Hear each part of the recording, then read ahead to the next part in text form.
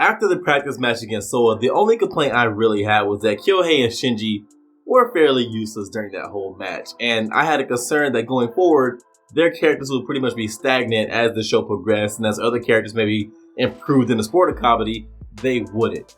But this episode goes a long ways towards addressing that concern. What's up, y'all? It's your man, That Dude, bringing you guys another video. I'm giving out subscriptions down below, so if you like Burning Kabaddi, I review every episode, and I'll talk about other anime too. You don't want to miss anything, so go hit that button. Also, if you would, smash that thumbs up while you're down there. In episode 9 of Burning Kabaddi, we again see a focus on Noken training and trying to get better as a team, but instead of seeing that from the perspective of our main character Tatsuya, we see it from the perspective of Kyohei, and I actually found that to be pretty cool, because we see stuff like, despite not having the athletic background of Tatsuya, Kyohei at one point in time was someone who was recruited by Kei to the Kabaddi team, so we know that he might not be the prodigious talent of Tatsuya, but he does have attributes and skills that are desirable and that made him someone that the Kabaddi team wanted to seek out. That doesn't really seem to be the case with Shinji though. Yes, Shinji's strong and that strength is valuable, but it really seems that Kyohei recruited Shinji more so because he wanted the Kabaddi team to have more permanent members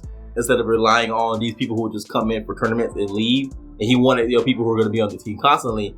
But Shinji wasn't recruited in the same way that Kei recruited Kyohei or Tatsuya, or the way that Masato recruited Azamichi. Both Kyohei and Shinji got their moments to shine in this episode, but not really as individuals, and more so as contributing members of a defensive unit that was able to be effective against a raider as formidable as Masato, and that is enough for their characters. We don't need them to come out here and just be all of a sudden be amazing Kabaddi players. We don't need them to be as prodigious as Tatsuya or Masato, or as we saw at Takeya when they were having that match against Souwa. We need them to be contributing members of the team, just people who can come in, have a specific role, and they fulfill that role. And this episode gives me hope that they could do that, because they show the potential to be to be part of a defense that can hold up somewhat against someone like Masato, and we know how ridiculously strong Masato is. And I love that flashback we got of them fighting at that tournament loss, because it shows us that they weren't always close friends. Although I do wish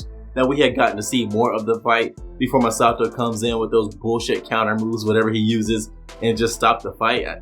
It was a bit anticlimactic for me. I would have wanted to see them brawl it out a little more. Speaking of Masato, I can accept that the guy has a sickly, frail body and is still somehow really quick, can pull out these bullshit counter moves, and no one can read his movements and all that other stuff. I've come to accept that. I had my problems with it when he was first introduced, but I've gotten over it. Cool, whatever.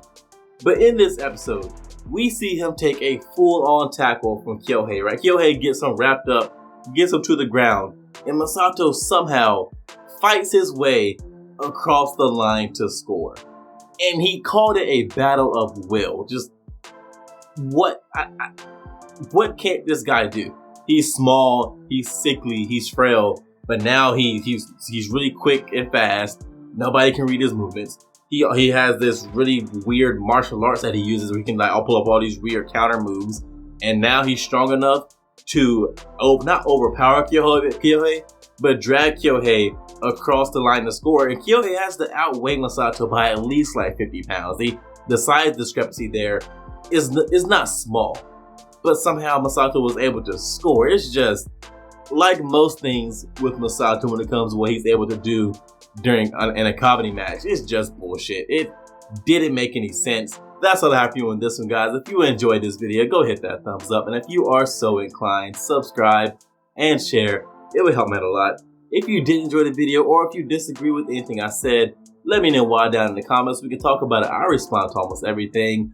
Also, feel free to follow and hit me up on Twitter @DadDudeAnime, and I'll see you guys in the next one.